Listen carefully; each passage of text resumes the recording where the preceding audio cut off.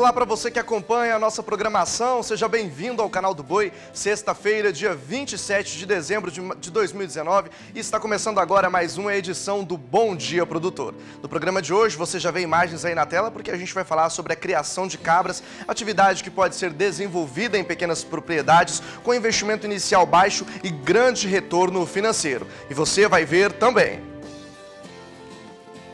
Você vai conhecer uma tecnologia inovadora muito utilizada na agricultura de precisão. São os VANTs, veículos aéreos não tripulados, que evita perdas e garante elevada produtividade.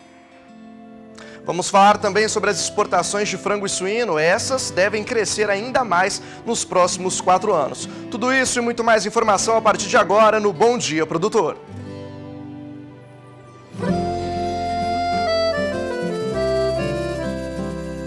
Acorda que o galo já cantou e o sol já vem fazer brotar mais um novo dia. Lenha no fogão, café pra esquentar e a bicharada no quintal. Bota pra molhar, tira leite no curral, arreia o cavalo, tem gado pra campear.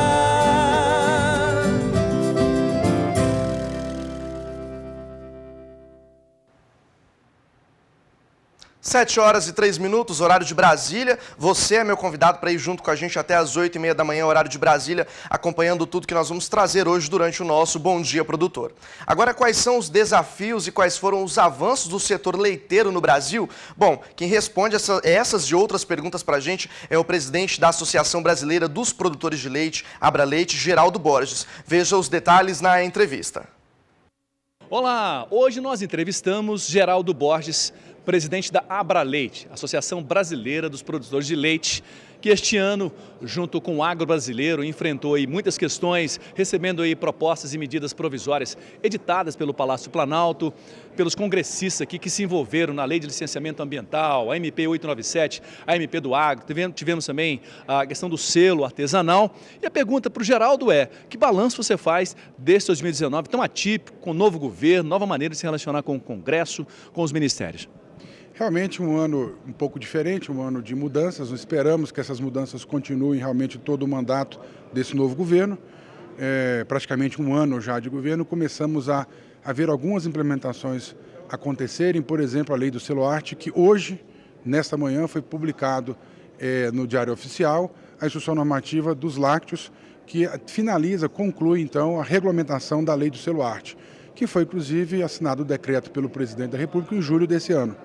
É uma lei que beneficia todos os produtores de produtos da agroindústria artesanal de origem animal, e os lácteos, não só os queijos, mas todos os produtos lácteos, são beneficiados. Nós temos hoje 175 mil famílias que produzem queijos no Brasil, sob todas as circunstâncias, inclusive com queijos maravilhosos que ganharam concursos internacionais na França.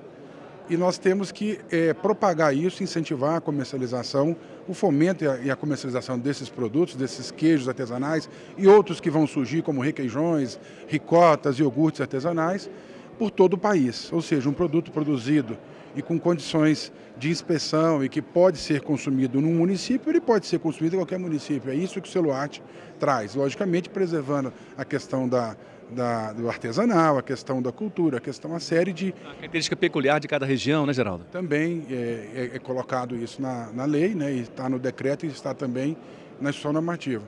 Mas isso cria uma expectativa que muitos pequenos produtores de leite, que ainda não são produtores de artesanais, possam achar por aí um caminho, uma solução para continuar na sua atividade, ou seja, deixar de, às vezes, fornecer leite em pequenos volumes para laticínios e cooperativas e passarem a agregar valor nos seus produtos, né? Ou seja, pegar o seu próprio leite, produzir produtos artesanais lácteos com agregação de valor e vender diretamente ao público consumidor, como também aconteceu no caso da cerveja artesanal no Brasil.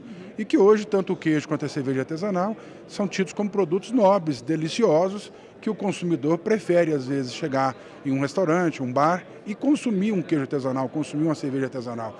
E nós precisamos de valorizar isso e talvez transformar as 175 mil famílias em 300, 500 mil famílias, já que somos 1.200.000 propriedades produtoras de leite e que muitos têm a tendência de sair da atividade por falta de volume, né, escala, por falta de um preço melhor no seu produto fornecido à indústria.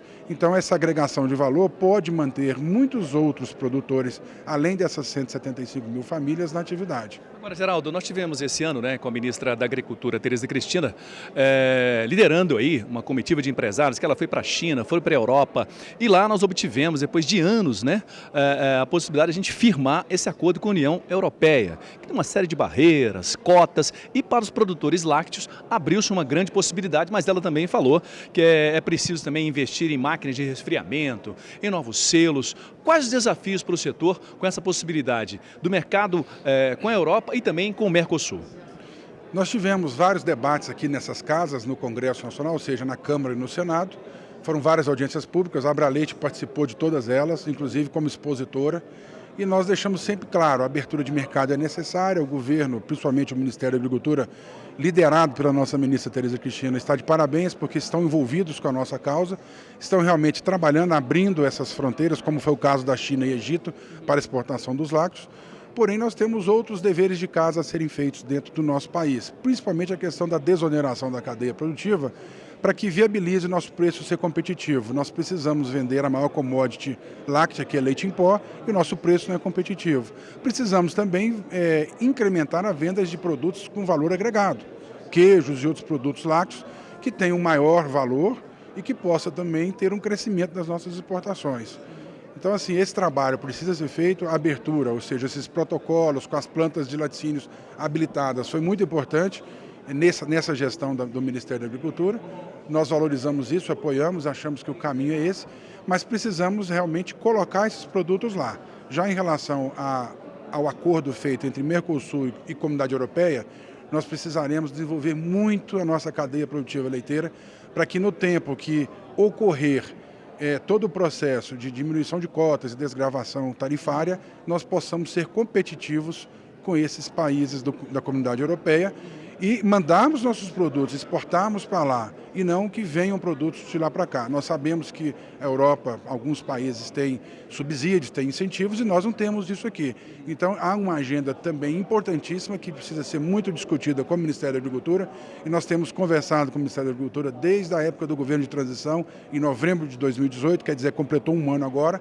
Em todas as ocasiões que estivemos com os membros daquele governo, não só o ministro, como todos os seus secretários, sua equipe, deixamos claro que a gente precisa desonerar a nossa cadeia láctea para que a gente possa ser competitivo e realmente exportar e não preocupar com que nosso acordo traga mais lácteos para cá e possa concorrer e viabilizar a nossa cadeia, que precisa realmente de uma força grande. É verdade. Produtos que recebem subsídio na Europa, tanto aqui também nos Estados Unidos e na América do Sul, eles tornam os nossos produtos com a competição um pouquinho como se a gente puxasse o freio de mão ao competir com eles, que aceleram para cima da gente. E a pergunta agora do Canal do Boi para Geraldo Borges, presidente da Abraleite, Associação Brasileira dos Produtores de Leite do Brasil, é: 2020, qual é o cenário que o senhor enxerga para o setor?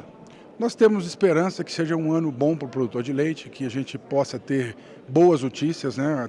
Há vários projetos de lei que estão tramitando, alguns já estão na fase final de aprovação, alguns foram aprovados, como a própria lei do Seloarte. E nós acreditamos que também dentro da parte do governo federal, algumas mudanças vão ser implementadas. Temos várias linhas, várias frentes de trabalho junto aos ministérios em Brasília, não só o da Agricultura, como o da Economia, e nós precisamos realmente de ver essa mudança acontecer. O Ministério da Infraestrutura está com um ministro muito dinâmico, que realmente tem mostrado muito boa vontade, bom trabalho, como o da Agricultura. E nós acreditamos que o país vai passar por realmente mudanças necessárias para que a gente avance, para que a nossa cadeia láctea realmente se desenvolva e que em breve a gente seja grande exportador, o Brasil seja grande exportador de lácteos, como somos na carne, na soja e em vários outros produtos. Tá certo, muito obrigado pela entrevista, Geraldo. Aqui no Canal do Boi, sempre um papo com quem faz, com quem é protagonista, quem está sempre direto ao ponto. Abraço, até a próxima. De Brasília, Saulo Lopes. E agora você vai acompanhar a análise da Scott Consultoria para o mercado do boi gordo, junto com a nossa companheira Juliana Pila. Olá a todos. No fechamento do mercado do boi gordo desta quinta-feira, dia 26 de dezembro, a cotação do boi gordo permaneceu estável na Praça Paulista, completando 15 dias de estabilidade. Com as escalas relativamente alongadas e a ausência dos pecuaristas nos balcões de negócios, o cenário foi de calmaria. Já em algumas regiões, como no sudeste de Rondônia e Goiânia, no qual a disponibilidade de gado está limitada, compradores ofertam preços maiores a fim de completarem as programações de abate. Nessas regiões, a cotação do boi gordo subiu 1,2% e 2,8% respectivamente na comparação com o último fechamento. Os preços também subiram em outras duas praças pecuárias no fechamento do dia, em Três Lagoas, no Mato Grosso do Sul, e em Belo Horizonte, Minas Gerais. No mercado atacadista de carne bovina com osso, o boi casado de animais castrados ficou cotado em R$ 13,44 por quilo, alta de 2,4% em uma semana. Bom, tá certo, e nós vamos agora para a cotação do boi gordo com a apuração da Scott Consultoria. Lembrando que são preços para uma boiada comum, à vista e livres de fundo rural. Bom, nós vamos começar pela região sudeste, falando aí dos preços mínimos, as telas estão entrando no ar, a gente tem Barretos, Araçatuba, e a gente fala aí de Belo Horizonte, que teve alta de R$ 1,50, lá em Minas. A gente também fala da região sul, onde as imagens estão entrando agora no ar, houve queda de 0,05 centavos no quilo, pago em Pelotas e oeste do Rio Grande do Sul.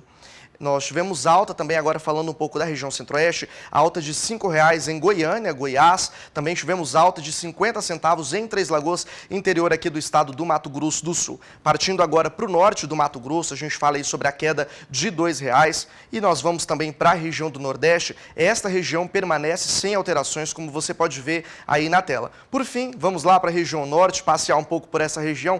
Lá no norte houve alta de R$ 2,00 no estado de Rondônia.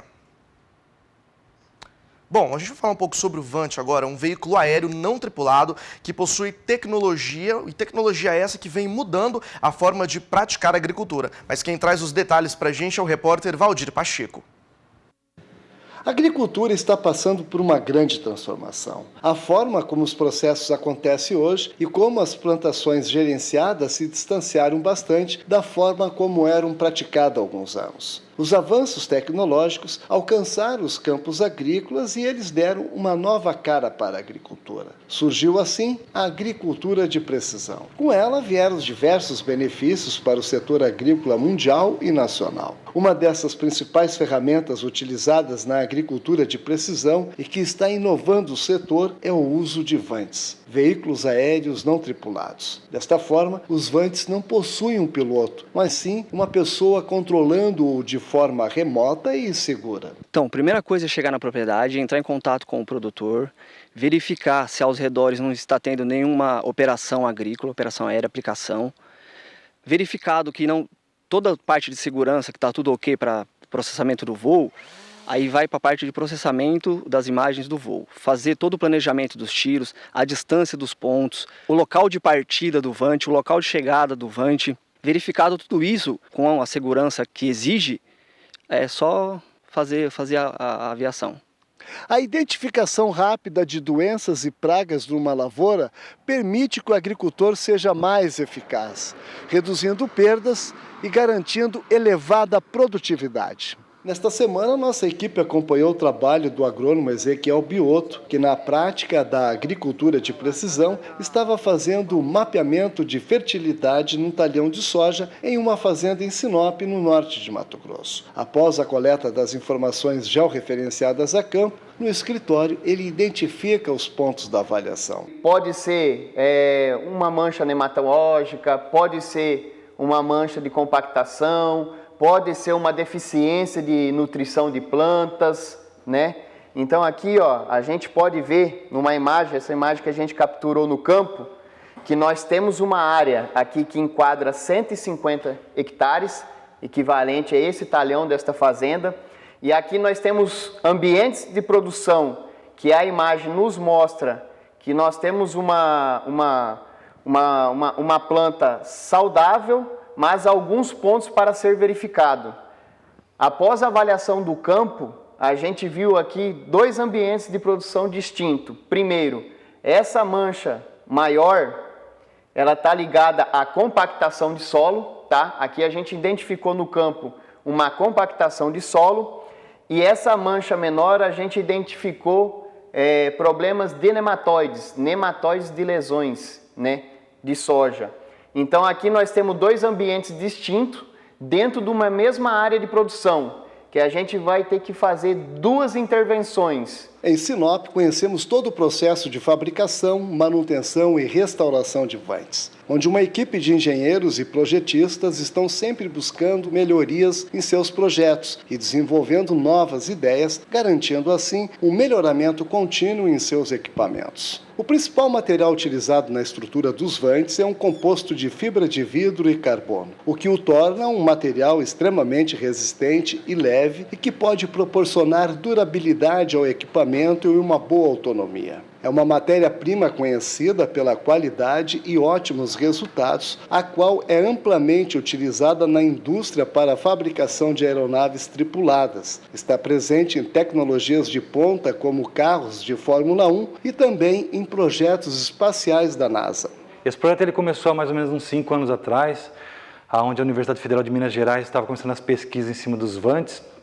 E a gente percebeu uma oportunidade de negócio na região do Mato Grosso, visto, né, a capacidade produtiva do Estado.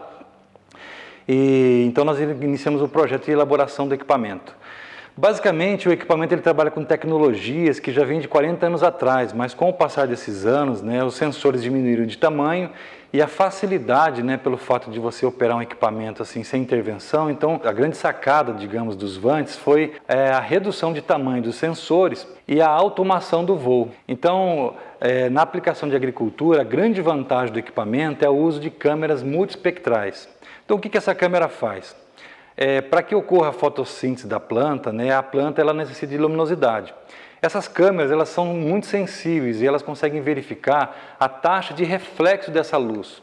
Então as câmeras elas identificam plantas saudáveis que refletem mais infravermelho e plantas menos saudáveis que refletem menos. Como a câmera tem uma capacidade de ver essa pequena diferença, então ela sinaliza, auxiliando então os agrônomos e proprietários, algumas regiões de deficiência de plantas. De Sinop, Mato Grosso, Valdir Pacheco. Tá certo, como você viu aí, a tecnologia sempre auxiliando o homem do campo. Mas agora eu quero convidar você para participar junto com a gente do Bom Dia Produtor. Envie suas dúvidas e sugestões aí através do nosso WhatsApp que está na tela. O número é 67998631001. No próximo bloco vamos falar sobre a criação de cabras, atividade que pode ser desenvolvida em pequenas propriedades com investimento inicial baixo, mas tem um grande potencial de retorno financeiro. Até já!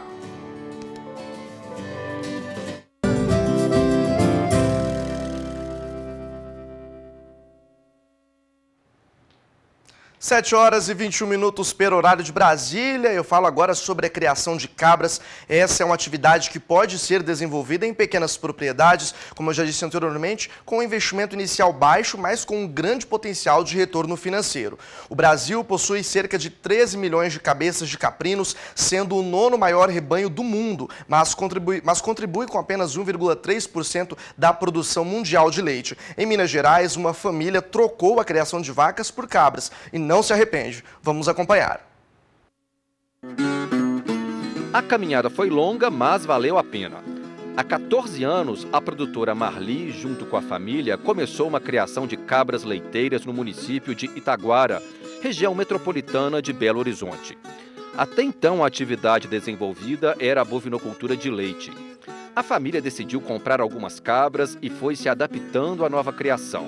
O negócio cresceu e hoje ninguém se arrepende. A cabra ela é um animal mais dócil, um animal mais afetivo. O manejo é mais fácil, tanto o homem quanto a mulher consegue, né, cuidar do animal. Você consegue tirar o leite, casquear. A mulher consegue fazer isso tranquilamente. Sendo que na vaca eu mesmo não conseguiria fazer. O carinho, você chega perto de uma cabra, você consegue abraçar, você consegue até tirar uma selfie, você consegue tirar com a cabra.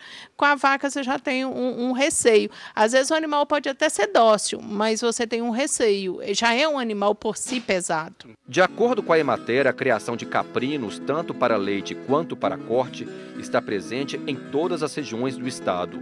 A maioria é formada por propriedades familiares. A caprinocultura, principalmente a caprinocultura leiteira, ela exige pequenos espaços e, como a gente já sabe, é uma atividade também para mão de obra familiar. É de fácil manejo, animais fácil de serem manejados. Então, é uma atividade que está crescendo muito, tanto na atividade na agricultura familiar como na que não é familiar. No Capril Santa Cecília, além da família da Marli, existem 3 funcionários trabalhando. O capricho no local chama a atenção. A maioria do plantel é formada por animais da raça leiteira Saanen. A área de pastagem é de capim Tifton. Neste piquete ficam os animais jovens. Já os reprodutores ficam em um ambiente afastado, longe das cabras. São 4 bodes no Capril. Essa distância é fundamental para não contaminar o leite. O odor do bode, principalmente na fase da cruza, ele exala um cheiro muito forte. E esse cheiro costuma contaminar o leite na sala de ordenha. Para evitar isso, o nosso bode ele fica distante, contra o vento, para que a gente não tenha uma contaminação na sala de ordenha. E aí está garantido o nosso produto com a qualidade. Já as cabras em lactação, que são maioria na propriedade, ficam em baias com piso ripado e suspenso. Esse tipo de piso é ideal para manter a limpeza do lugar e a sanidade do rebanho. Isso facilita no manejo das cabras, facilita a questão de manejo sanitário, né, controle de verminose, e é um manejo também na parte ambiental, que consegue coletar todo o resíduo que é levado para fazer um composto e pode ser utilizado em horta ou na produção, na capineira, na produção de forragens no geral. Além da questão de piso, né, de fazer um capril suspenso, é muito importante o bem-estar dos animais. E para isso a gente tem que ter cuidado com a parte sanitária, com a parte de vacinação, né? Controle de algumas doenças. É muito importante a higiene de ordenha, né? Para obter um produto de qualidade. A alimentação aqui também é cuidadosa. Silagem, capim, ração. Uma dieta variada. Mesmo assim, a Marli lembra que o manejo com a alimentação das cabras é muito mais fácil do que na época que cuidava das vacas leiteiras. No lugar que você alimenta uma vaca, você alimenta 5 cabras. Nós damos a ração para os animais que estão em reprodução, né? E as cabras estão em lactação, recebem a ração.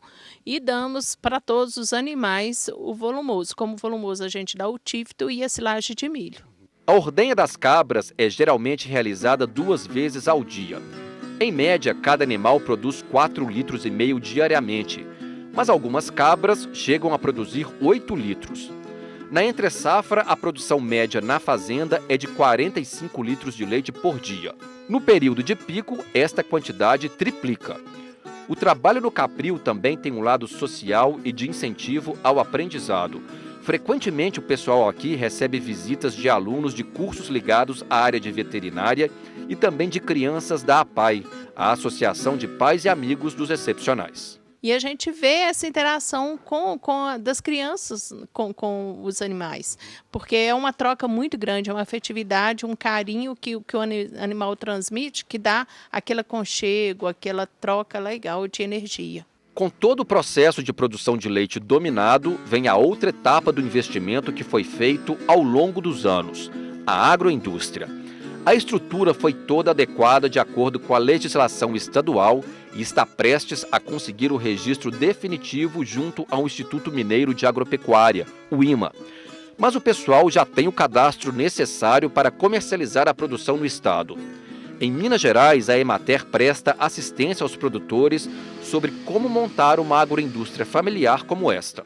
Dentro da legislação de Minas, a gente faz toda a orientação, a documentação necessária, a gente faz o estudo da planta e dá todo o acompanhamento durante o processo de construção. Os queijos são o destaque da produção na fazenda. Tem queijo frescal, padrão, maturado, parmesão e tipo Boursin.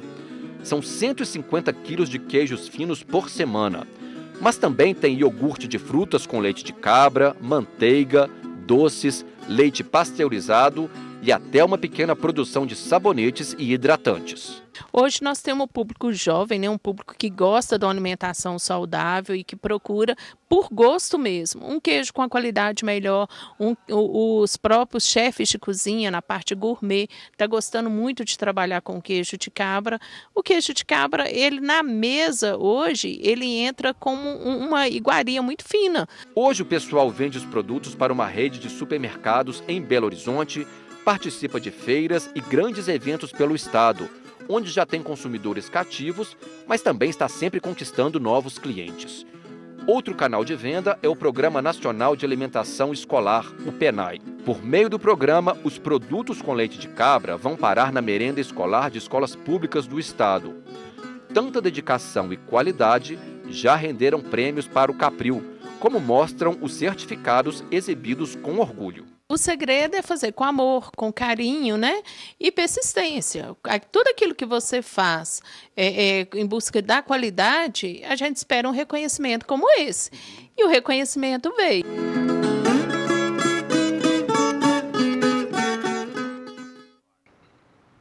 Muito legal, né? Mas agora a gente muda um pouquinho de assunto, porque a repórter Kylie Rodrigues tem informações de um produto tese de doutorado que visa classificar o fruto da guavira. Veja as informações. O aparelho foi tese desta doutora em Ciências Ambientais e Sustentabilidade Agropecuária. A intenção é proporcionar ao agricultor praticidade e simplicidade no processo de classificação no pós-colheita, estabelecendo um padrão. Afinal, um produto classificado agrega valor.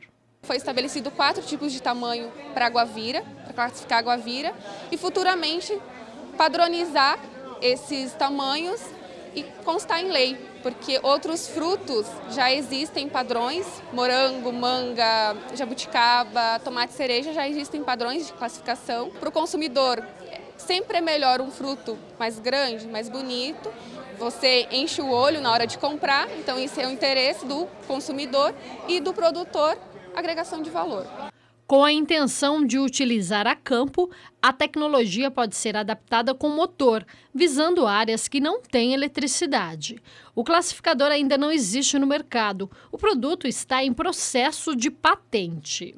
Foi feito desenhos técnicos, feito buscas para saber se não existiam classificadores semelhantes, porque quando você entra com pedido de patente tem que ver o que já existem no mercado, que já foi patenteado, então esse classificador não existe no mercado, existem produtos semelhantes, mas com outros produtos que foram elaborados. No caso do meu classificador, ele é um produto que tem um custo baixíssimo, sustentável e que pode ser usado a campo.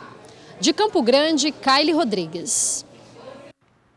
Por aqui é hora de mais um intervalo comercial, mas antes disso eu quero convidar você para participar do Bom Dia Produtor. Envie sua dúvida ou sugestão de WhatsApp para a gente no número 67 9863 1001. No próximo bloco vamos falar sobre as exportações de frango e suíno que devem crescer ainda mais nos próximos 4 anos. Não sai daí que a gente volta já.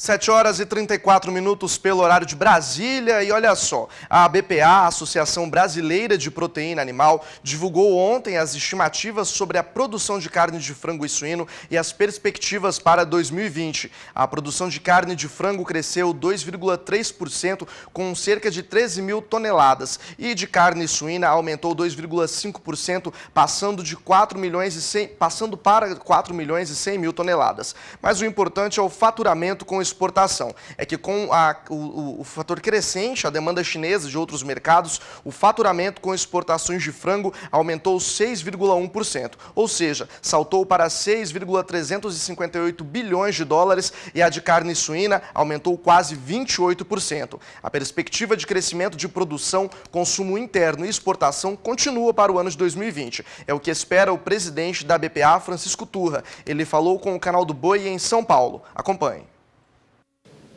E a BPA deixou claro que nós temos aí uma confirmação de que as exportações de fato cresceram, dados apurados agora, nos últimos meses, mostram um crescimento de mais de 14% na exportação de carne suína. Lógico, em função da China. Também aumento de mais de 2% em exportação de frango. Agora, quais são as perspectivas para 2020? Doutor, como o senhor vê 2020 para frango e suína? A demanda vai continuar? Sem dúvida, a demanda em função da crise de abastecimento, 14 milhões de toneladas de carne suína, há uma migração para outras proteínas, então vai haver crescimento na carne suína, carne de aves e também carne bovina, indiscutivelmente. E esse é o cenário para os próximos tempos, não apenas para o ano, mas para anos. O Brasil, como é que se posiciona nesse momento? Nós temos limites. A produção de carne suína é pequena, 4 milhões de toneladas. Se você vê, só a China demanda 14, só a China eu estou falando. Nós estou falando de 21 países que têm peça suína africana.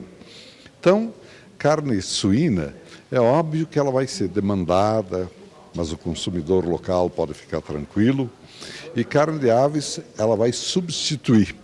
Então, nós estamos projetando 15% de aumento na carne suína, porque vamos crescer apenas 5% no máximo, 4%. Falta material genético, matrizes, etc. Carne de aves é um pouco mais flexível e havia um pouco mais de ociosidade. Então, fábricas que pararam estão reabrindo, produtores que estavam desativados estão voltando, empresas novas. Há um sinal de crescimento bem firme e acho que bem consistente também. Então, rapidamente, um ciclo curto, suínos 8 meses, aves 42 dias, 60 dias, aí você resolve o problema. Mas não há também aquele limite impossível e tão elevado pelo que nos contém também. A gente precisa ter também alimento, integrados produzindo, né? E também condições de a gente manter esse ritmo de crescimento. Há questionamentos quanto a insumos. Milho. Nós teremos, com essa grande demanda pela produção de carne, pela perspectiva de aumento do consumo no mercado interno, também de carnes, nós teremos dificuldade com produção de milho?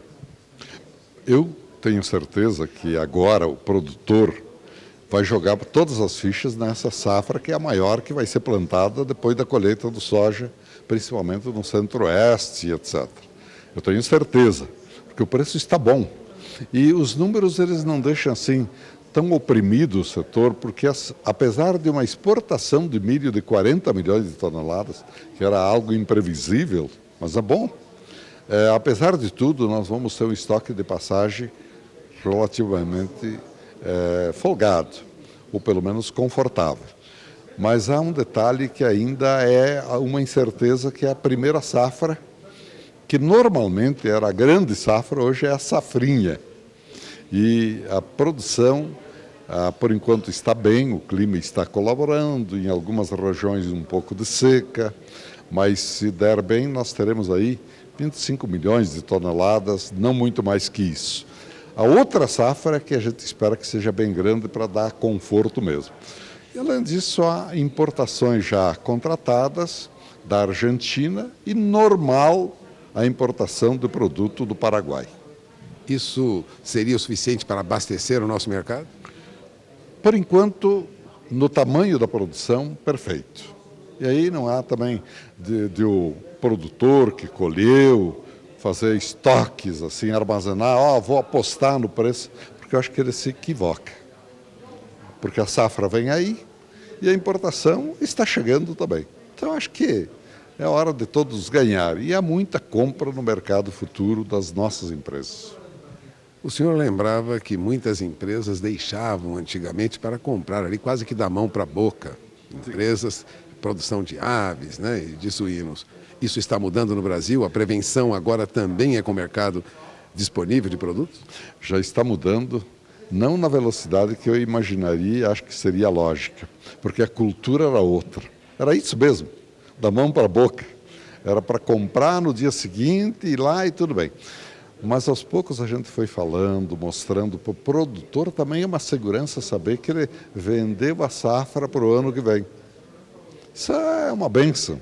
Isso é tradicional. Nos Estados Unidos, as vendas são de 3 safras antecipadas. Aqui no Brasil, a cultura é que agora está sendo implementada. Então, Houve também casos que foram um exemplo para as empresas. O milho andou tão disponível que foi melhor já contratá-lo para o mercado externo. O preço para o mercado externo era bem inferior ao preço de mercado no Brasil. Aí o que houve? Compra da venda. É uma coisa absurda. Pagar um ágio para reter o produto aqui. Então... Isso não deve ocorrer daqui para frente com a mudança dos hábitos de negociação?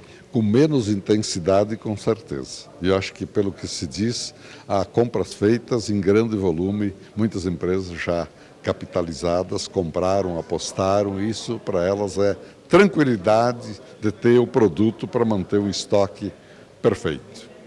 Bom, você acaba de ouvir, presidente da Associação Brasileira de Proteína Animal, o Dr. Turra deixa claro, a perspectiva para 2020 é boa, de olho nos custos, de olho nas exportações e mercado se abrindo para o Brasil. Coisa boa. Bem-vindo chegar ao final do ano para revelar notícias boas ao Brasil. Bom, agradeço mais uma vez, Dr. Turra. É com vocês em Campo Grande. 2019 está chegando ao fim e nós já podemos ter uma noção do que ele representou para nós. Eu conversei lá em Dracena, interior paulista, com o presidente da ASOCOM, Associação Nacional da Pecuária Intensiva, sobre o balanço deste ano e as perspectivas para 2020. Confira. Maurício, o ano de 2019 está chegando ao fim. A gente tem dados que podem ser considerados animadores, a gente tem um bom rebanho hoje, o IBGE aponta 203 milhões e meio de cabeças de gado. Qual é a expectativa para o ano de 2020? Como que a gente encerra 2019? A gente encerra 2019 com dois aspectos que são muito importantes para definir o comportamento do pecuarista em 2020. Primeiro é que todos compreendam, não apenas pecuaristas, mas também consumidores, que essa alta da arroba que todos viram, ela aconteceu devido não a um fundamento consistente, positivo apenas do mercado interno brasileiro. Esse resultado, ele foi consequência de uma crise alimentar mundial, devido a um problema sanitário. Não apenas da China, mas de praticamente toda a Ásia. Então, não há grandes motivos para festejos, para entusiasmos, porque todos os fundamentos econômicos, eles absolutamente não contemplam tragédias diárias para justificar o lucro num negócio. E a verdade é que o pecuarista, há muito tempo, vinha tendo prejuízo. Ele vinha lutando para conseguir equilibrar o seu custo de produção e o valor auferido pela arroba. Então, o que aconteceu neste momento, ao a arroba situar-se num patamar ao redor de R$200, ela apenas atingiu o custo de produção médio, por exemplo, do ano de 2019, enquanto que a arroba oferida durante o ano de 2019 ficou em torno de R$145, com um custo de produção ao redor de R$202. Então vejam, não há nenhum motivo para soltar fogos ou para entusiasmos, arroubos de entusiasmo, achando que está havendo ganho real. Mal aconteceu uma recuperação necessária para equilibrar as contas. Muito bem, 2020 como se apresenta? 2020 é um ano que se mantém comprador. Mercado interno se mantém comprador. Mercado externo se mantém comprador. Durante quanto tempo? Ora, a economia brasileira, como há muito tempo não se via, mostra todos os seus índices de crescimento e expansão com tendências bastante consistentes em alta. Confederação Nacional do Comércio, Confederação Nacional da Indústria, Confederação Nacional da Agricultura e Pecuária, serviços, todos indicando uma tendência de alta, uma recuperação interessantíssima da macroeconomia brasileira. Isso é muito bom. Todos os investidores mundiais vêm se aproximando do Brasil por entender que o Brasil é um país que dá para investir a longo prazo. Isso é muito bom para a nossa economia e consolida esta tendência que se vê também de aumento de consumo de carne bovina pelo mercado interno. Ao mesmo tempo, esta crise alimentar mundial não cessa, eles não conseguem equacionar isso no curto prazo. Muito provavelmente nós veremos esta tendência firme dos valores da arroba em 2020, em 2021 e até 2022. Muito bem, o ciclo pecuário brasileiro permanece em alta. Nós tivemos uma redução do rebanho de 2016 para 2018 e continuou com essa redução ainda em 2019. Nós saímos de mais ou menos 219, 220 milhões de cabeças para 213. Acredita-se que agora em 2019 tenha vindo para 2011, 211, 212 milhões. Então, a gente diminuiu o rebanho e o que é pior, além de ter diminuído o rebanho, o pecuarista ele diminuiu o aporte de tecnologia e isso é muito significativo e perigoso, porque ele entende como o desembolso precisa ser contido, mas ele puxou o freio de mão naquilo que contribui para a rentabilidade e para a produtividade. Então, como mensagem final, eu digo, pecuarista, utilize as tecnologias disponíveis com muito rigor de gestão.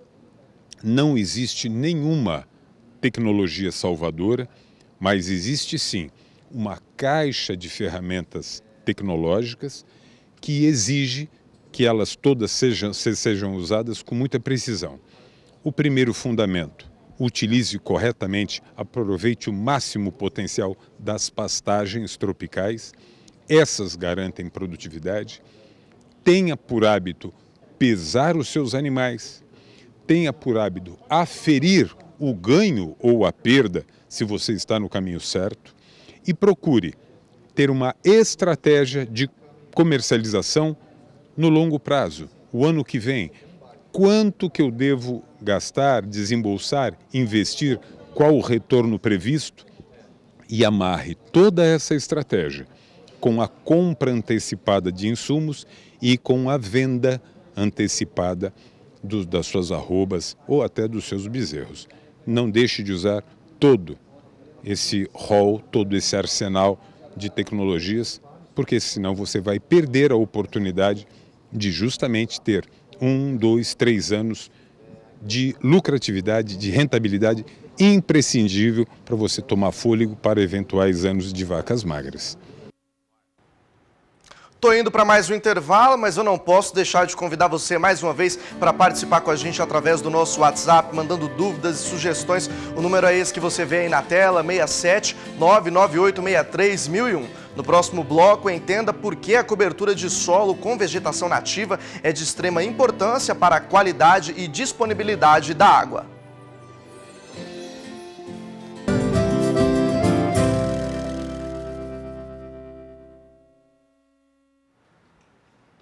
Agora vamos ver mais uma reportagem da parceria da Emater de Minas Gerais, junto com o Canal do Boi, falando de preservação ambiental. Veja como foi a cobertura de solo com vegetação nativa e como ela é de extrema importância para a qualidade e disponibilidade da água.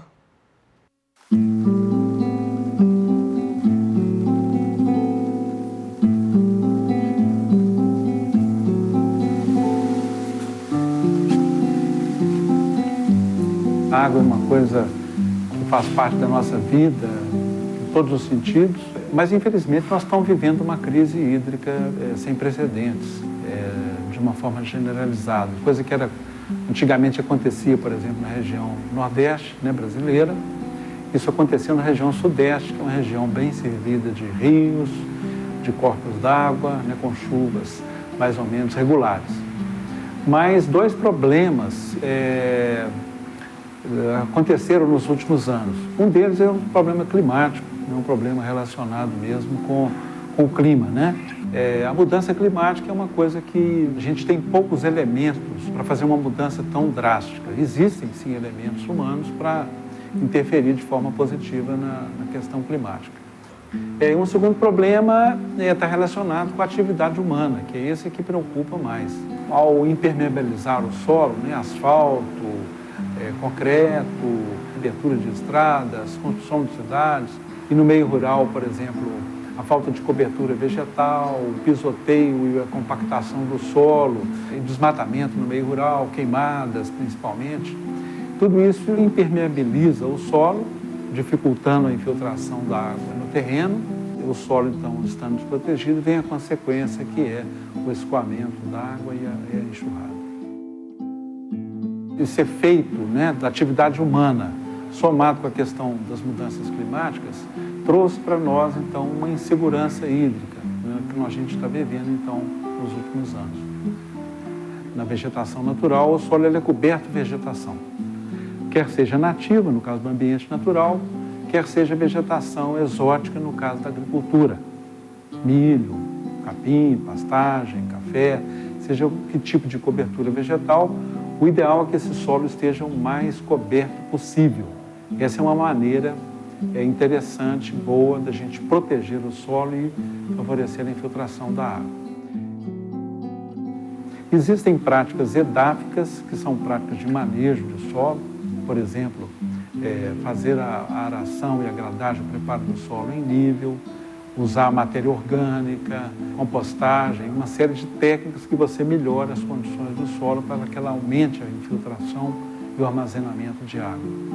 Mas existem também um grupo que são chamadas práticas mecânicas, que através então de máquinas e equipamentos são feitas práticas de conservação do solo, e as principais práticas que são conhecidas e são demonstráveis são as bacias de captação de enxurradas ou de águas pluviais e os terraços ou terraceamento, que controla o escoamento da água superficial, as enxurradas, armazena essa água nesses ambientes, a bacia ou terraço, e essa água lentamente vai infiltrando, corroborando com o abastecimento do lençol freático, com as nascentes e os cursos d'água. Essa área aqui recebeu a obra de terraceamento do projeto de revitalização do Rio São Francisco, e esse terraceamento normalmente é feito em áreas mais planas, onde é possível fazer esses camalhões que seguram a água da chuva. Essa água vai infiltrar no solo, e depois, logo abaixo, vai surgir nas nascentes ou nas laterais dos córregos. Daí a importância de proteger as nascentes e proteger também as matas ciliares, que estão em volta dos córregos, porque ao longo de todo o córrego há novas surgências. E toda essa água que vai nascer ali embaixo, ela tem que antes infiltrar no solo. E para que ela infiltre, principalmente em áreas de lavoura, em área de pastagem, uma das formas que existem é o terraceamento.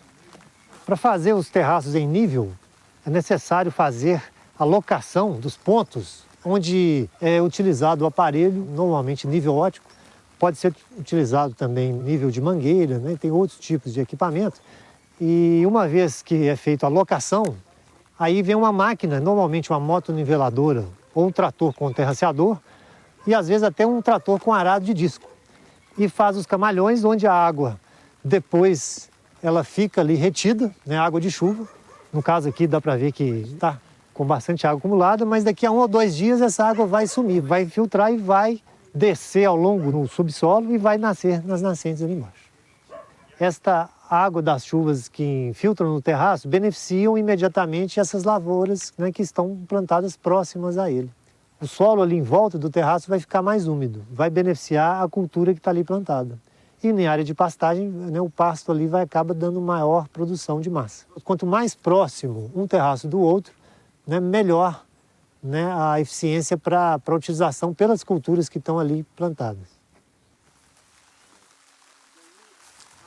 As bacias de captação de águas das chuvas são feitas tanto em áreas de estrada, que pega aquela água que escorre da enxurrada, como também em áreas de lavoura ou que tem carreadores, onde também facilita a infiltração de água no solo, uma água que iria embora, né, ela vai ficar retida em bacias. Normalmente ela é construída onde não é possível fazer o terraceamento, ou o terraceamento foi insuficiente.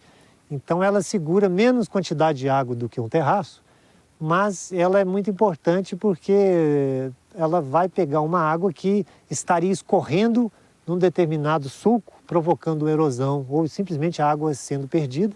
Então a bacia de captação vai fazer com que essa água que estaria escorrendo vai infiltrar no solo. Além disso, nós temos o cercamento das nascentes, o cercamento das áreas de preservação permanente, da APP, para preservar, evitar o pisoteio de animal, para a recomposição da vegetação, né? Tudo isso com o intuito, com o objetivo de segurar a água e evitar assoreamento, evitar erosão e carreamento desse material para dentro dos córregos e nascentes.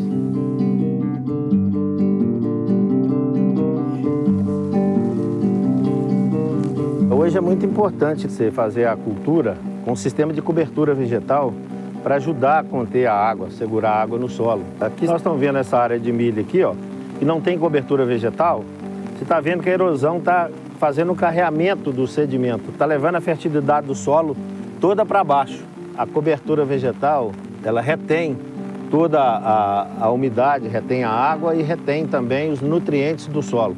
Aquela faixa vegetativa, ela é um anteparo vegetativo, onde o escoamento superficial, a enxurrada, encontrando aquela faixa, aquela barreira, a água perde força ali, ela vai infiltrar.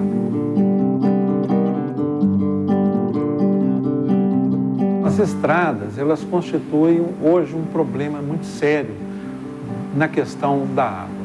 A estrada rural, ela tem um problema particular. Elas são feitas no nível do terreno. Todo ano passa a máquina ali, tira um pouco de terra, a própria enxurrada vai levando aquela terra. Então a estrada que antes era no nível, ela vai se tornando uma coisa encaixada, num canal. Então a água não tem onde escapar aqui. A água da chuva cai aqui dentro, corre e vai então criando volume, criando maior velocidade, maior intensidade, causando mais problemas. O que se deve fazer é trabalhar com a implantação de técnicas de conservação ou adequação ambiental de estradas vicinais. Essa estrada tem que ser abaulada de forma que você tenha a drenagem conduzida propositadamente para um dos lados ou para os dois lados, e essa drenagem então é conduzida para essas bacias de captação ou terraços que funcionam como um ambiente que capta essa água de enxurrada, armazena e faz ela infiltrar. Existem estudos que mostram que 60% da turbidez e do assoreamento dos rios são causados por estradas vicinais ou estradas rurais. Então é um ponto que se tem que ter muito cuidado quando a gente fala de segurança hídrica ou de manejo de água. Ela tem hoje uma importância ambiental muito significativa. E é nesse ponto que a gente, então, faz esse trabalho. A enxurrada é um grande volume de água que precipita, né? E é um desperdício não utilizar essa água no ambiente. Se nós, com práticas, com inteligência, com racionalidade, a gente, então, aproveita essa água da chuva de uma forma racional, esse é o maior serviço que a gente está fazendo em prol da disponibilidade de água. O Grupo Menjo, um dos grandes produtores de leite em Minas Gerais, é parceiro da Cemex Brasil. O grupo usa material genético de touros holandeses da Central, na fazenda em Pouso Alegre. Veja os detalhes na reportagem. Quando o assunto é produção leiteira, o estado de Minas Gerais é referência nacional. E é no município mineiro de Pouso Alegre que nossa prosa vai tomando rumo. O Meng Gado Holandês está completando 30 anos de atividade. Nesse período nós vimos uma evolução muito grande na pecuária leiteira e procuramos manter o foco e acompanhar essa evolução. Uma história de sucesso baseada na utilização das melhores famílias da raça holandesa disponíveis no mercado, no controle leiteiro oficial e na classificação linear. E é por isso que a fazenda registra índices de produção elevados a excelentes conformações de animais. Hoje o rebanho se encontra com a conformação média de 85,5 de classificação e uma média de produção de 13.500 quilos por animal. Atualmente a média de produção está em 35 quilos por vaca, com uma gordura de 3,3 e uma proteína de 3,2. Célula somática se encontra em 167. Um ponto muito importante que nós consideramos é a evolução genética do rebanho. Hoje o rebanho tem aproximadamente 180 animais classificados muito bom ou excelente, de um total de 260 animais classificados. As outras restantes, completando esse número, são animais B+, ou seja, entre 80 e 84 pontos. Nesse período, nós demos muita importância para o trabalho de evolução genética. E a Semex foi um grande parceiro nisso, e a gente é cliente da Semex há mais de 20 anos. A Semex tem o modelo e a mentalidade que a gente considera adequada para um produtor de leite do nosso porte, que é dar foco à produção, conformação e a duração dos animais. Para a Semex Brasil, o senhor Armando é só elogios. Com atendimento exclusivo do Regional Semex Itajubá, a propriedade tem acesso às mais modernas soluções. Nós trabalhamos com os touros Dorma, Byway, Meridia e Fortune. Esses touros, conforme o depoimento do senhor Armando, encaixam muito bem na filosofia da fazenda, em trabalhar com vacas altamente produtivas, com ótimas conformações e principalmente longevidade desses animais. Assim, com um trabalho focado e bem planejado, a Meng Gado holandês se tornou uma receita de sucesso. Nossa equipe de técnicos localizados do norte ao sul do país garantem soluções completas ao seu negócio.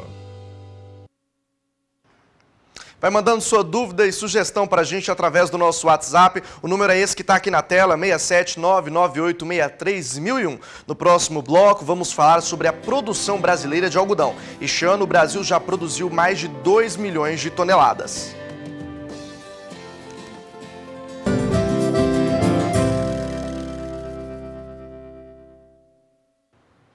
8 horas e 7 minutos pelo horário de Brasília e olha só, 2019 foi um ano excelente para a cadeia do algodão brasileiro. O país se tornou o segundo maior exportador e o quarto maior produtor global da pluma. Sobre este assunto e sobre as perspectivas para a cotonicultura em 2020, a Sara Kirchhoff conversou em São Paulo com o João Paulo Lefebvre, ele que é presidente do Conselho de Administração da Bolsa Brasileira de Mercadorias, membro da Junta de Algodão e sócio proprietário de uma das maiores corretoras de algodão do país. Vamos acompanhar. João Paulo Lefebvre, mais uma vez, seja bem-vindo aqui aos nossos estúdios. Está em casa, né? Obrigado, Sara. É um prazer. Estamos em casa mesmo. João, vamos falar então do mercado do algodão em 2019. Que ano, né? O Brasil se tornando aí o segundo maior exportador mundial, o quarto maior produtor, um ano positivo para a cadeia. Sem sombra de dúvidas, foi um ano, acho que, espetacular, vamos dizer, apesar das dificuldades todas encontradas, tanto no mercado internacional, disputa comercial entre Estados Unidos e China, incerteza quanto ao fluxo das exportações, mas mesmo assim acho que os produtores tinham feito vendas antecipadas a preços muito bons, vamos dizer, bem acima do que o mercado está trabalhando agora. Então, realmente, para eles foi um ano muito bom, tanto que eles estão animados para a safra do ano que vem, então que a gente deve continuar com essa produção recorde. Esse ano a gente teve quase 2.900.000 toneladas, de acordo com os números da Abrapa. Tem gente no mercado que acha que até a produção pode ser um pouquinho maior, chegando bem próximo, se não nos 3 milhões de toneladas. Isso dá para a gente, vamos dizer, um saldo exportável aí da ordem de 2.200.000, 2.300.000 toneladas para o algodão da safra 18-19. Então, tanto é que esse semestre, esse segundo semestre, a nossa expectativa é exportar de julho a dezembro um pouquinho acima de 1 milhão de toneladas. Isso é um recorde absoluto, a gente nunca exportou tanto algodão. Brasil mostrando a força aí, né? E mais um item, né? Que coisa boa. João, agora eu lembro que na metade do ano a gente tinha conversado que 60%, se não me engano, da safra já estava comercializada, né? Agora, no momento que a gente está, ainda é um bom momento para travar preços? Eu acredito que sim. Na verdade, o que eles estão fazendo agora, esse número obviamente está um pouco mais avançado. Acho que hoje a gente deve estar falando aí em torno de uns 80% da produção já comercializada. E a gente teve um hiatozinho, de uma queda do volume de negócios, vamos dizer, diminuiu um pouco o ritmo dos novos negócios, porque os produtores estavam mais concentrados em cumprir os contratos, os compromissos feitos antecipadamente, antes de vir para o mercado com novas ofertas. Esses compromissos estão terminando agora, acho que em novembro, dezembro. Novembro saiu uma boa parte, dezembro sai uma outra parte, comecinho de janeiro, e aí eles terminando o benefício, eles veem exatamente o que está sobrando, o que não foi comercializado ainda, então a gente deve ainda ter um fluxo de novas ofertas aí vamos dizer, no primeiro trimestre do ano que vem. Porque agora nessa época do ano, mesmo o ano terminando, o pessoal está mais preocupado em cumprir os contratos, né? A liquidez dá uma diminuída mesmo. Dá, mas como eu falei, vamos dizer, essa fase de cumprimento dos compromissos antigos está terminando, então agora já está na hora deles fazerem novos compromissos. E também já tem muita coisa da safra 2020, 19-20, comercializada. Então, o foco muda para terminar 18-19 e avançar na 19-20. João, esses volumes recordes é sempre legal pontuar, né? 60%, mais de 60% desses volumes de algodão que o Brasil comercializa passam pelas corretoras aqui da Bolsa Brasileira de Mercadorias, Sim, né? Se você pegar no movimento de, vamos dizer, de exportação, eu diria que está em torno de entre 55% e 60%. Se você for olhar só o movimento das compras das indústrias locais, aí a gente está acima de 75%. Bastante coisa, Bastante coisa. João, 2020 quase aí, né? Batendo na porta, quais que são as perspectivas aí para esse mercado tão promissor? Bom, como eu falei, como os produtores vieram muito animados em relação tanto à produtividade, à rentabilidade que eles tiveram por hectare, com o algodão esse ano, porque eu acho que a perspectiva para o ano que vem continua sendo muito boa, apesar da gente não estar tendo preços tão bons quanto a gente teve para o algodão dessa safra. Mas mesmo assim, os preços vigentes dão uma rentabilidade muito boa para o produtor. Então, não vejo porquê, ou aliás, não vejo razão nenhuma para que a gente tenha uma redução da área plantada para o ano que vem. Talvez uma variaçãozinha, 5% para cima, para mais ou para menos, é normal. Mas tendo as condições climáticas adequadas e com a tecnologia, as novas sementes, etc., a gente deve ter outra safra recorde ano que vem, se Deus quiser. Maravilha, hein? Coisa boa. João, mais uma vez, obrigada pela sua participação aqui conosco e volte sempre. Obrigado, sempre um prazer, Sara. Esse foi então João Paulo Lefebvre, presidente do Conselho de Administração aqui da Bolsa Brasileira de Mercadorias, também da Junta de Algodão e sócio proprietário da Lefebvre Corretora, uma grande corretora de algodão no Brasil. Nós devolvemos o sinal para Campo Grande, é com vocês. Que o Brickfen é um alimento compacto, de alto rendimento, de fácil manejo e transporte, você já sabe. O que você, amigo produtor, pode não saber é que o Brickfen é também um produto de fácil preparo e utilização. Para ter um alimento livre de mofo, toxinas e contaminantes, altamente palatável e de excelente digestibilidade e palatabilidade, basta adicionar água de boa qualidade ao bloquete, hidratar bem e distribuir o Brickfen no coxo. Daí para frente, é só esperar os bons resultados em termos de desenvolvimento e ganho de peso para o seu rebanho. Não perca tempo, acesse brickfeno.com.br ou ligue agora e saiba como podemos ajudar na dieta dos seus animais. 34 3281 4860 ou pelo WhatsApp aqui na sua tela. Brickfeno, o alimento certo para o seu rebanho.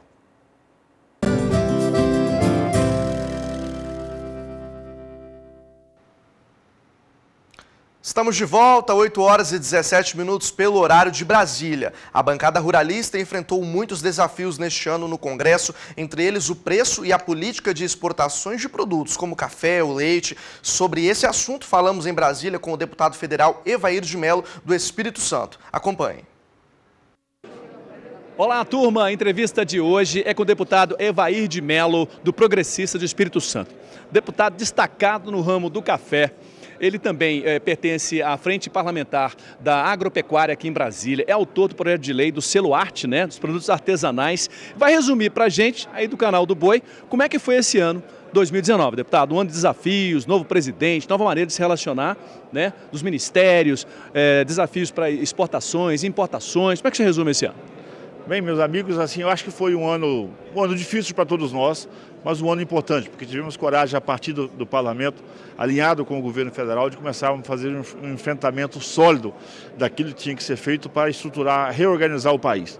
Naturalmente, não dá para ficar em questões isoladas. Você muito bem disse, eu tenho uma atuação a partir da agricultura, do café, do leite, dos pequenos agricultores, mas naturalmente o desafio era recuperar a economia do país. No parlamento, grande parte do ano dedicado a essas mudanças estruturais para poder trazer tranquilidade às contas públicas, abaixar juro, baratear o custo do nosso dinheiro, isso permitir a retomada do nosso crescimento. Um ano que parece que sinaliza com a curva de crescimento, mas agora o nosso compromisso é fazer com que isso possa chegar na remuneração da nossa agricultura. O agronegócio, o café, o leite, as outras atividades agrícolas ainda têm um superávit na balança comercial. Porém, não marcou isso resultado positivo para os nossos agricultores. O alimento chegou barato para quem consome. O Brasil exportou, naturalmente, o Ministério da Agricultura com muito sucesso nessa agenda de exportação, mas isso ainda não chegou com a remuneração decente aos nossos agricultores. O custo do Brasil está muito alto, principalmente insumos e energia, né? O combustível, a energia, os defensivos, os produtos agrícolas ainda trabalham num patamar muito alto. Portanto, agora esse é o nosso passo. Dado essa retomada da nossa economia, o dinheiro mais barato, a energia mais barata, nós possamos trabalhar para que 2020 seja um ano, então, da retomada, da rentabilidade para os agricultores. É isso que eu queria falar com o senhor, deputado. 2020, a gente tem aí, por exemplo, a MP do Agro, a 867, nós temos licenciamento ambiental, temos patrimônio de afetação, várias palavras-chave que dão dor de cabeça e, ao mesmo tempo da dor de cabeça, são promessas de grandes negócios no campo, né? Como é que o senhor pode colocar 2020? Como é que o senhor coloca no alvo 2020 no trabalho do senhor? Olha, a grande esperança do parlamento e o nosso comprometimento é que nós mostramos que mesmo com a diversidade nós conseguimos produzir para o Brasil em 2019. Vamos vir 2020 naturalmente com a mesma determinação, agora com uma agenda um pouco mais avançada. Temos desafios ambientais, os desafios das relações de trabalho, como disse, as relações da nossa energia, o enfrentamento da segurança jurídica no campo brasileiro, de segurança e tantos outros patamares. Então 2020 é um ano para vir, como a gente fala na roça, com sangue no olho, com a mesma determinação que nós assumimos em 2019 e continuar com essa agenda de compromisso, de responsabilidade e seriedade para poder entregar aos brasileiros sérios e decentes, principalmente da agricultura, que é negócio a céu aberto e não tem contra-cheque, precisa da nossa atuação política firme e forte para que o homem do campo possa continuar produzindo para o país e naturalmente também tendo a sua dignidade, a sua renda melhorada e ampliada. Falamos com o deputado Evair de Mello, progressista do Espírito Santo. É aqui no Canal do Boi. Entrevistas, inteligência e rumos para o campo brasileiro. Até a próxima. O Maranhão e o Piauí tiveram seus serviços estaduais de inspeção sanitária reconhecidos pelo governo federal. Com isso, podem agora comercializar seus produtos de origem animal em todo o país. Vamos a São Paulo, ao vivo da Bolsa Brasileira de Mercadorias, com Walter Puga Júnior, que tem detalhes sobre esse assunto. Esse reconhecimento é importante para o Maranhão e o Piauí, não é verdade, Puga? É sim. Bom dia a você, bom dia a todos. Olha, Vinícius, o que ocorre é que se espera que continue avançando a melhoria na qualidade de vida das famílias que tiram seu sustento do agronegócio, da agroindústria nesses dois estados, no Piauí e no Maranhão. Bom, é o interesse, é a intenção dos técnicos do Ministério da Agricultura, liderados pela ministra Tereza Cristina, né? Portanto, os estados do Maranhão e Piauí obtiveram, depois de um trabalho de adequação, né, o reconhecimento da equivalência, né, dos serviços de inspeção estaduais, tanto no Maranhão quanto no Piauí, para produtos de origem animal, junto àquele sistema brasileiro de inspeção que inclui aí já vários estados, mas que tinha de fora, estavam de fora ainda Maranhão e Piauí. Bom, o que isso traz de vantagem para essa população que trabalha com agronegócio no Maranhão e no Piauí é que agora os produtos de origem animal desses dois estados podem ser comercializados no país inteiro. Lógico, é preciso que essas empresas que processam alimentos, né, os frigoríficos que trabalham com produtos de origem animal, por exemplo, tenham inscrição no CISB-POA, POA, né? O Sistema de Inspeção Brasileiro, né? Equivalente aí a outros estados. Portanto, o que não ocorria com o Piauí e com o Maranhão, ocorre agora. Bom, essas novas adesões passam a compor agora o Cadastro Geral do CISB, né? Que já inclui aí 14 estados, né? Vale lembrar, né? Nesse CISB de produtos de origem animal estão a Bahia, o Espírito Santo, Goiás, Maranhão, também o Mato Grosso do Sul, também faz parte Minas Gerais, há também o Paraná, né, Pernambuco, agora o Piauí, Rio Grande do Sul, Rondônia, Santa Catarina e Tocantins e, lógico, o Distrito Federal. Então nós temos aí um cadastro geral que estabelece uma equivalência de fiscalização sanitária, né? As inspeções estaduais são reconhecidas como um padrão, né, de verificação similar, o que permite agora que haja uma distribuição dos produtos do Maranhão e do Piauí também em outros estados do país, portanto, em todo o território nacional.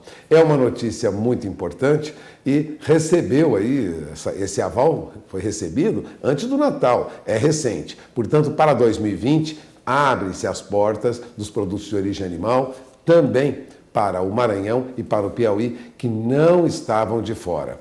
É uma notícia muito importante para quem trabalha com agronegócio nesses dois estados. Nós sabemos que são estados do Nordeste que precisavam ter abertura de mercado. Portanto, era necessário também cumprimento de certas normas. É o que ocorreu e é a notícia positiva do ano para o Nordeste, né? Nós temos praticamente todo o Nordeste já integrado no sistema de inspeção, sistema brasileiro de inspeção de produtos de origem animal. Vinícius? Tá certo, Pulga, uma notícia muito positiva então aí para a região. E a gente também fala o seguinte, que no mercado financeiro também temos boas notícias. O dólar cede mais um pouco frente ao real e o mercado de ações no Brasil, assim como ocorre em outros países, tem pontuação recorde. E agora eu quero saber, Pulga, o seguinte, nós vamos encerrar o ano com perspectivas melhores para o ano de 2020? Vamos sim, os números indicam isso. Lógico, longe dos nossos sonhos, né? No início do ano esperávamos dólar a 13,80, isso não está ocorrendo. Esperávamos no início deste ano que o nosso PIB tivesse uma alta superior a 2,5%. Não é o que ocorreu. Vamos crescer entre 1%, no máximo 1,5%. É preciso apurar ainda. Mas a perspectiva é bem diferente daquela que tínhamos no início do ano. Algumas dificuldades foram superadas, outras nem tanto. Agora, em compensação, taxa de juros que se esperava fosse ficar na faixa de 7,5% ao ano, taxa Selic, caiu aí abaixo de 5% ao ano. Então tivemos algumas alterações, mas as notícias são positivas. Veja, o dólar cedeu mais um pouco ontem, dólar recuou para R$ 4,06 mais 10, recuou 0,42%, em linha com o que se esperava mesmo, já que há um clima no país, na economia brasileira, positivo para 2020 e perspectiva, logo mais, do anúncio de um acordo, pelo menos um acordo provisório, vamos dizer assim, entre Estados Unidos e a China. Tudo isso movimentou o mercado, favorecendo, vamos dizer assim, a valorização do real frente ao dólar. Vou repetir, o dólar recuou frente ao real ontem 0,42%, recuou caindo para R$ 4,06. Em alguns momentos chegou a R$ 4,04, abaixo de R$ 4,05, mas terminou em R$ 4,06. Agora, o que foi destaque ontem no noticiário e deve ser destaque hoje é o avanço acentuado da nossa Bolsa. Nosso índice Bovespa passou dos 117 mil pontos, encerrou aos 117.203 pontos, perto da pontuação máxima do dia. Foi uma alta acentuada. Pela manhã os negócios caminhavam lentamente, mas à tarde dispararam, de modo que nós já rumamos aí, segundo analistas, para os 120 mil pontos na nossa Bolsa. Lógico, isso não ocorreu só no Brasil, ocorreu também com outras bolsas do mundo. Para você ter uma ideia, as bolsas latino-americanas, como a Bolsa do México, por exemplo, subiu 0,32% ontem. A Bolsa do Chile recuou um pouco, recuou 0,87%. Mas o desempenho do Ibovespa só só não superou o índice Merval da Bolsa da Argentina, que subiu quase 6% ontem. Há um movimento positivo em todo o mercado internacional. Não é diferente também nas bolsas dos Estados Unidos, viu? Ontem o índice Nasdaq atingiu 9 mil pontos, pela primeira vez na história, encerrou o dia com alta de 0,78%. Há um movimento positivo em outras bolsas do mundo. Também o índice respeitado nos Estados Unidos, né, acatado, referência, o Standard & Poor's 500 nos Estados Unidos subiu mais de 0,5% ontem e o índice Dow Jones teve alta de 0,37%. Então há uma euforia no mercado, não é diferente com a Bolsa Brasileira. De modo que nós esperamos em breve, provavelmente ainda hoje, mais um avanço na nossa Bolsa. Agora lembrando que é uma pontuação calculada em reais. Em dólar, ainda não estamos no melhor momento do nosso índice Bovespa. Afinal, o dólar ainda está acima de R$ 4,05. Mas a julgar pelos números, talvez o dólar ceda mais um pouco hoje, é de se esperar, e a Bolsa avance mais um pouco. É esperar para conferir até o final desta sexta-feira. Alguma movimentação no mercado deve sinalizar o caminho que já se espera que a economia brasileira tome em 2020. Entre os destaques ontem, nós tivemos alguns papéis que tiveram alta, entre eles o papel do Marfrig, né, que subiu também. Há um movimento positivo no mercado. Até o final do dia, nesta sexta-feira, você terá mais informações ao vivo aqui, direto da Bolsa Brasileira de Mercadorias em São Paulo, para você que acompanha a programação do Canal do Boi. Eu encerro por aqui minha participação, desejando a todos um bom fim de semana, um feliz ano novo e até 2020. É com você, Vinícius. Tá certo, então, Pulga, obrigado pela sua participação. Como você pôde ver aí, expectativas positivas, então, para o ano de 2020, a gente pode ter um cenário aí muito melhor. Bom, mas agora é hora de encerrar o Bom Dia Produtor. Nós estamos ficando por aqui, mas eu lembro a você que essa programação pode ser revista no portal sba1.com, fica disponível no YouTube também. Aproveita para mandar uma mensagem para a gente entrar em contato. Eu vou encerrando a nossa programação. Desejo a você uma ótima sexta-feira e um bom fim de semana. Até a próxima.